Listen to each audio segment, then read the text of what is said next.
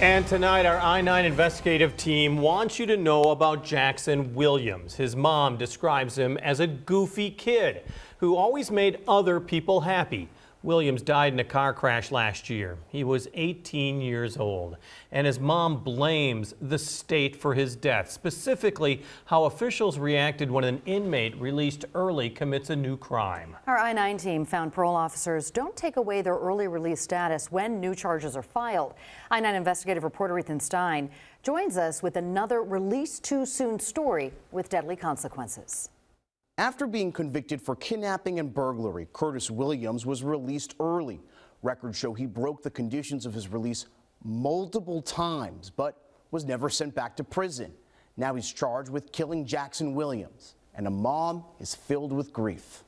Always making people laugh. Katie Johnson's pain never left. There's like no other way to describe it. It's like I literally... The feeling is still raw. Like literally felt just the life being sucked out of me when those words were said. Her Decorah home has turned into a memorial for her 18-year-old son. That's all I have left is just his pictures. It's hard to walk around the house and have all of his things and pictures everywhere and not have him. Jackson died in 2022 after a car crash. Prosecutors say the driver was driving at more than twice the legal limit while leading police on a chase going over 105 miles per hour before his car rolled over several times. The driver, Curtis Williams, is Jackson's dad. I literally fell to my floor and screamed and hyperventilated and couldn't breathe, and like my whole entire soul left my body. About 2 months before the crash, records show Curtis Williams was arrested for driving over the legal limit. Documents show he is not allowed to consume alcohol as a condition of his early release. 10 days before the crash, his parole officer says he walked off the job and was seen on video damaging equipment. Documents show that was another rule broken. And days after the crash killing Jackson, Williams was seen at a bar intoxicated and removed from the premises. That's when the parole officer filed to remove his early release status. Jackson's mom says this timeline is frustrating. My son should still be here. I get to deal with this pain for the rest of my life. He doesn't get to live the rest of his life. His friends get to go on without him. The 1st Judicial District oversaw Williams' parole. Its director didn't respond to our I-9 investigative team's multiple requests for comment. We analyzed years of data showing why somebody was locked up again. It shows officials are most likely to wait until somebody is convicted again, meaning just getting arrested for a new crime or violating a condition isn't enough for somebody to lose their early release. The reason? Iowa Code only requires officials to cancel parole if somebody is convicted of a serious crime. Everything else is a judgment call. Sometimes people violate those conditions multiple times and face no consequences. Take Bryant Wallace. After a sex-related crime, he violated conditions of his early release 46 times before an official filed paperwork to send him back to jail. He was released on bond, then charged with assault and robbery. Then, after being released on bond again, violated his early release conditions again before being arrested for his alleged role in a drive-by shooting. The 6th Judicial District oversaw Wallace's early release. It says there is no number of violations that will result in a recommendation to revoke, and it considers both the volume and severity of the violations accrued. This is... Nothing ruined. Is bringing back Katie Johnson's son. So many lives and took my son's life, so... And as she remembers Jackson, there's not a day that goes by. She hopes no other family will become surrounded in grief. Parole and probation officers don't revoke somebody's early release alone. They file a petition with a court where a judge makes a decision. This is one of many stories we've published into the Board of Parole in our Release Too Soon series. Those stories include a mistake allowing a sex offender to receive parole around 17 years before he was eligible for release, A former board member told our I-9 investigative team about hundreds of illegal decisions. She also claims members made decisions without reading cases. We've also found emails showing parole officers concerned about decisions from the Iowa Board of Parole. One of those cases was allowing a man to get paroled for the around 10th time. You can find these stories on our YouTube page and online at kcrg.com. In studio, Ethan Stein, KCRG TV 9 News. The system is broken and it's dangerous. Tonight, our I-9 investigative team speaks with a whistleblower. People are going to get killed. People are going to get raped. People are going to get robbed. Documents detail decisions to release criminals were made in seconds. My whole family was scared. Raising questions about who and why prisoners are released too soon.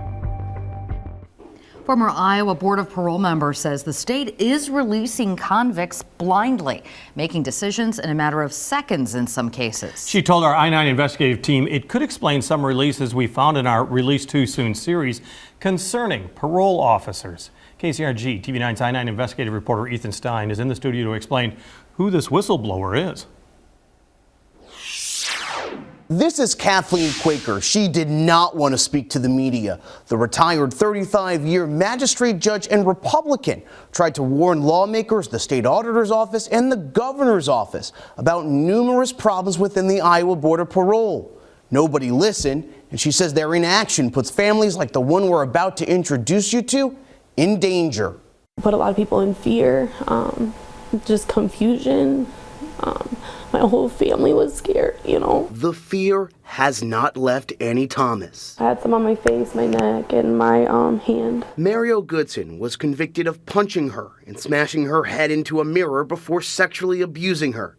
He was supposed to be locked up until at least 2039. But last fall, the Department of Corrections recommended him for an early release. I think I spent the whole night crying because I thought he was really getting out. And I didn't know how that was possible. The mistake, according to the Iowa Department of Corrections, was due to a records discrepancy, basically a clerical error. But 3 members of Iowa's Board of Parole also approved it. That is not due diligence. That should never have happened. Kathleen Quaker used to work on the Iowa Board of Parole. She provided our I-9 team with documents showing members making decisions within seconds. Ultimately, all decisions from the Board of Parole are opinions, basically judgment calls. Board members get documents to help them make informed opinions, like court documents, the risk assessment scores, letters from victims, among the many other different documents they received. Quaker says it's impossible to go through these documents in seconds or even a minute to make an informed opinion on a case, meaning members are making decisions blindly, which can cause mistakes. It would be, to me, akin to being on a jury where there's 12 people and 11 of them saying, I'm just going to put on headphones, you listen to the case, and then whatever you vote, I'll just copy. It's not supposed to work that way. Quaker believes former Board of Parole Chair Helen Miller is partially to blame. Calendars show Miller did not review any cases like her predecessors while collecting her $97,000 salary, meaning a higher caseload for the other members. That really cuts into the time you have to research each case, and that's not a safe situation. The state also hired alternates to fill in. State data shows the amount of money paid to alternates increased around 70%. So she took her full salary, but she paid other people to sit in those seats. Records also show alternates made decisions without a permanent board member, even though Iowa law says all decisions need at least one permanent board member. We ended up finding over 260. Documents provided to TV9 show Quaker complained to Human Resources, state lawmakers, Governor Reynolds, the state auditor's office, the attorney general's office, and the ombudsman about the various issues in the state agency. But she could not get anybody in state government to open an investigation. It was extremely frustrating. I knew we were purposefully now violating the law. I thought it was a mistake when it happened, but trying to cover it up that way was no longer a mistake. Now it was a cover-up, and I felt like we were complicit in it. Emails show parole officers were reacting to the Iowa Board of Parole's decisions over the past few years. One sharing the Goodson case as another example of how effed up the system is becoming. Another wrote back expressing concern over a shooter at the Iowa City Pedestrian Mall almost getting parole before the county attorney stepped in, saying it was very concerning for public safety. And another questioned the release of Henry Dinkins for the around 10th time on parole. Dinkins is now charged with kidnapping and killing 10-year-old Breasia Terrell. They need that bed space because the jails are full of people that have been sentenced that need to come into prison. Quaker says recommendations from the Department of Corrections are partially based on bed space. She says the board is supposed to assess the effects of an early release on public safety independently, but meeting minutes show parole board members met with the Department of Corrections staff to lower Iowa's overcrowded prisons. The Department of Corrections also handed board members paperwork to consider the cost to the state in deciding whether to release someone on parole. You can't bring more people in unless you send somebody out. Factors Annie Thomas says should never matter. I am doing this for anybody else this could impact and affect, because this can't happen. It can't keep happening. Quaker is now suing the state. She says she lost her spot on the board when she tried to point out problems. We brought these allegations and documents to the Iowa Department of Corrections, the Iowa Board of Parole, and the governor's office. We did not get an on-camera interview, but we did get a written statement from the Iowa Board of Parole saying it does not comment on pending litigation. The chair also mentioned a new law passed this session. It eliminates alternate members and creates 5 full-time board members. The changes go into effect July 1st. In studio, Ethan Stein, KCRG TV 9 News. Corrections officials are expressing increasing concerns about whom the Iowa Board of Parole is letting out of prison. That includes one man paroled about 10 times who is now accused of kidnapping and killing a 10-year-old girl.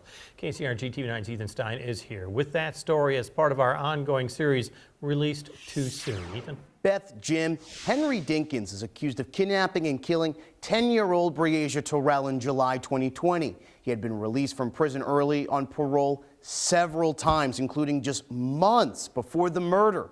And then there's this man, Jovan Ellis Jr., who was convicted of robbing a Kennedy High School student at gunpoint, his second such crime. He also received parole, and months later, police arrested him for a nearly identical crime.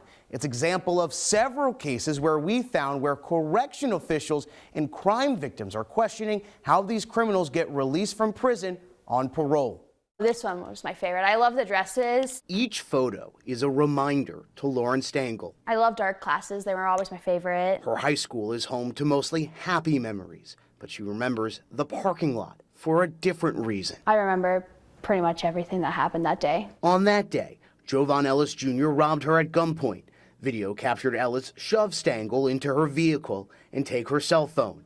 Ellis was on pretrial release for a similar robbery at the time.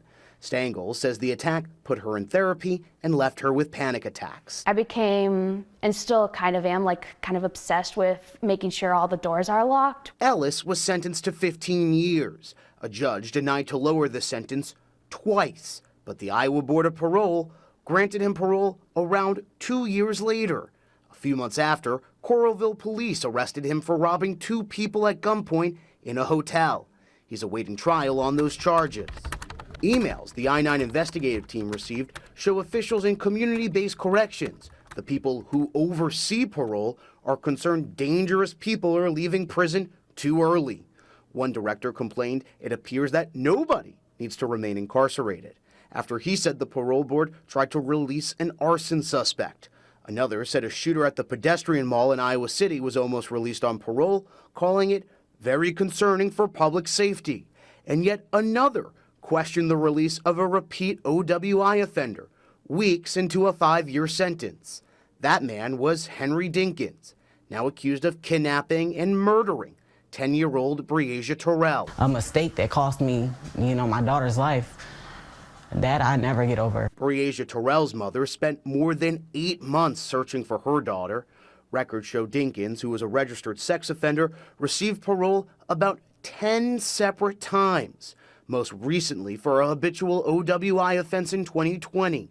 3 months later, police say he kidnapped and killed Terrell. By law, the Iowa Board of Parole reviews thousands of cases each year.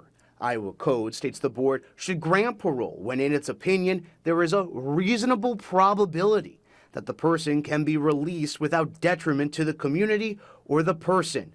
Code lists several factors to consider, but there is no mandatory standards to meet. One factor not listed by the law is also considered: keeping prison populations down.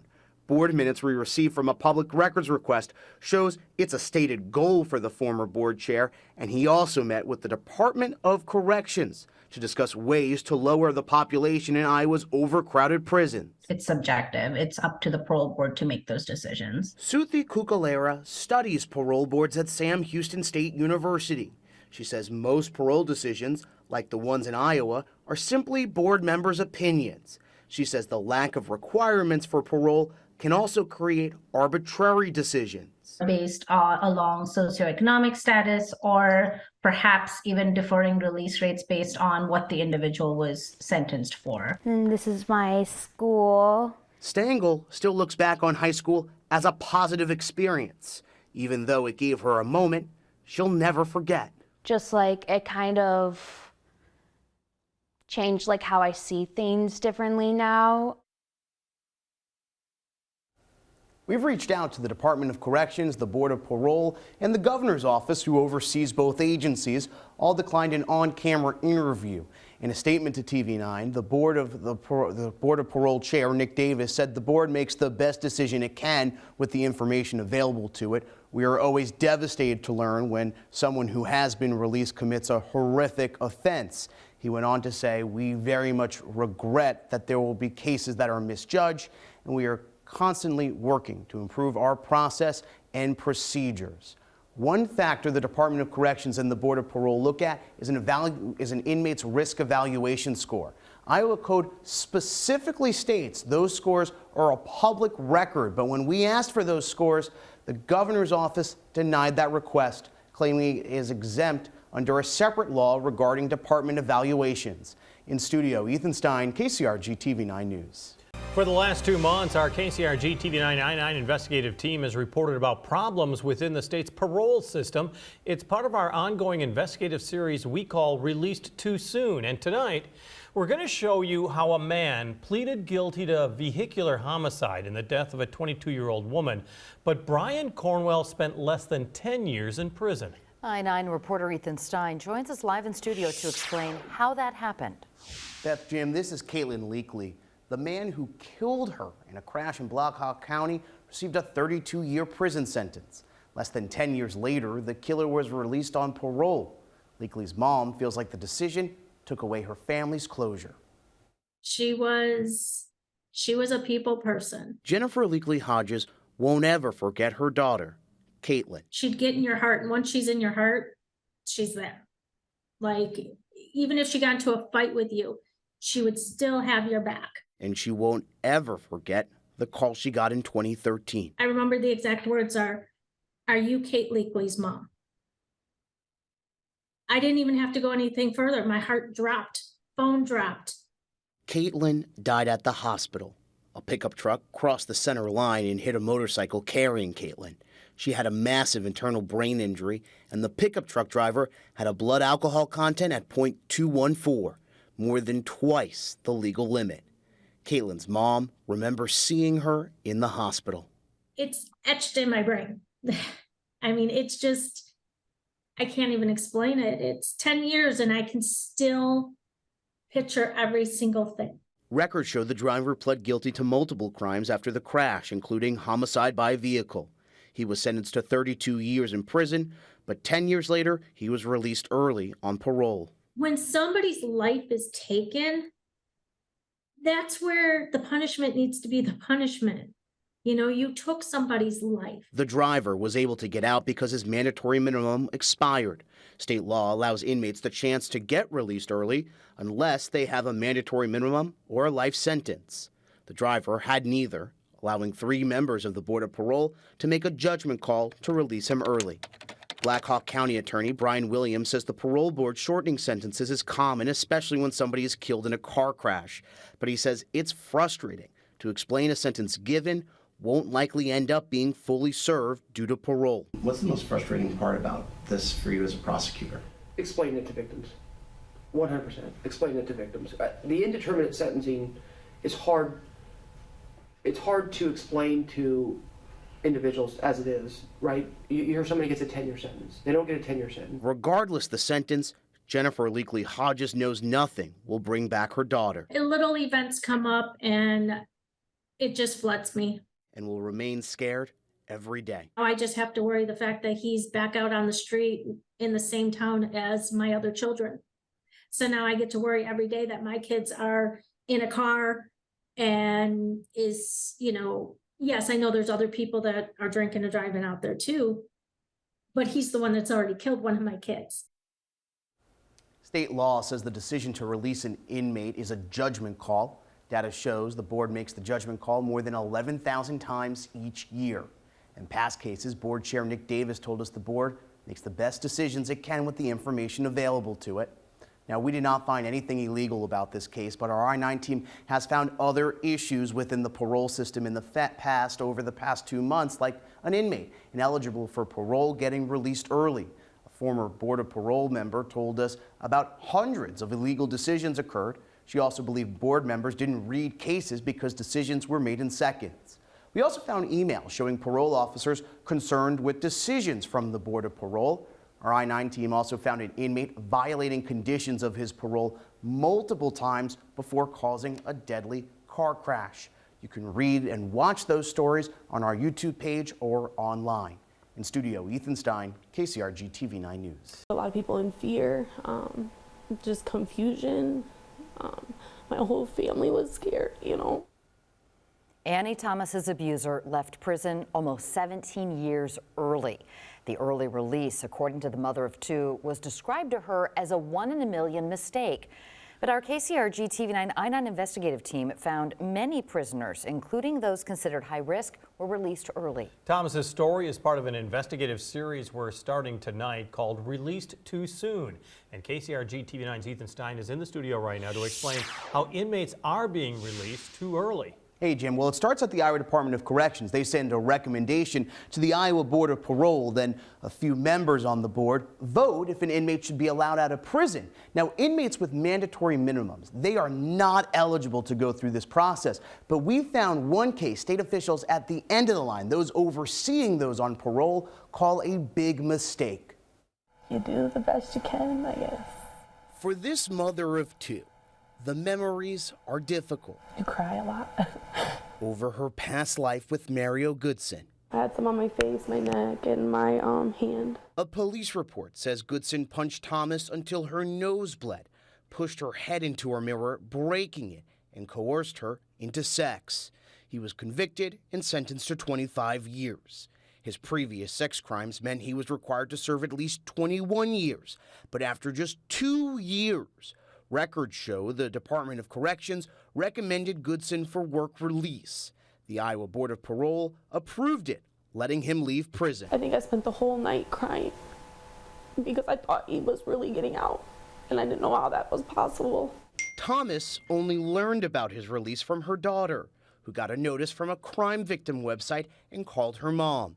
State law requires victims get a notice and a chance to testify at parole hearings, but Thomas was never notified. Emails we received show she was not put into a database used to notify victims. 2 days later, Goodson was back in prison with the director of another state agency, sharing it as another example of how effed up the system is becoming. Surprised and concerned. The prosecutor, Black Hawk County Attorney Brian Williams, did not know Goodson was set to get out. He says Goodson was not eligible, and his record makes the decision more confusing. Very surprised, even without the mandatory minimum. Why? Because sexual abuse in and of itself is obviously concerning, regardless of someone's criminal history. But here we're dealing with somebody who had a prior, which is the basis for the 85% to begin with, is because there was a prior sexual abuse. Those are some of the most dangerous people in any community. Court record shows Goodson has been convicted of around 30 crimes, including violation of probation. Iowa Code says that behavior, along with his past criminal history, should factor into parole board decisions. State law also asks the parole board to consider a person's behavior when in prison and participation in institutional programs. Our I-9 team made public records requests related to Goodson and found he was disciplined for multiple major violations in prison, like participating in a fight with around 7 inmates. And emails I-9 received show he did not complete sexual abuse treatment.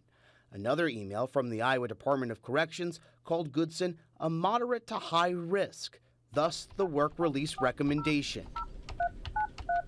The Department of Corrections and the Iowa Parole Board refused to speak with TV9 about this case on the phone or on camera. A spokesperson for the Board of Parole says it keeps no physical case files. In a statement, the Board of Parole says Goodson was released due to a discrepancy in his time calculation and quickly taken back into DOC custody. The Department of Corrections also says the discrepancy was due to a unique appeal process, and an audit to see if other issues existed confirmed no further issues persisted. Emails I-9 received shows concerns about Goodson's release went unanswered, with one staffer saying, "What do I do with him since we aren't getting an answer?" You can't, how's that possible? For Annie Thomas, her fear over those 2 days are etched into her memory, another painful memory from another life she hopes nobody else has to experience. I don't want to sit here and make it sound like my case is so bad. I am doing this for anybody else this could impact and affect, because this can't happen. It can't keep happening. Tomorrow, we're going to show you how 2 former Iowa Board of Parole members argue more illegal parole decisions happen and how those actions could affect the amount of tax dollars used throughout the state. In studio, Ethan Stein, KCRG TV9 News. All right, thank you, Ethan. And if you have a concern our I-9 team should know, you can call the I-9 tip line. The number is 319-399-5928, or you can simply email us, newsroom@kcrg.com.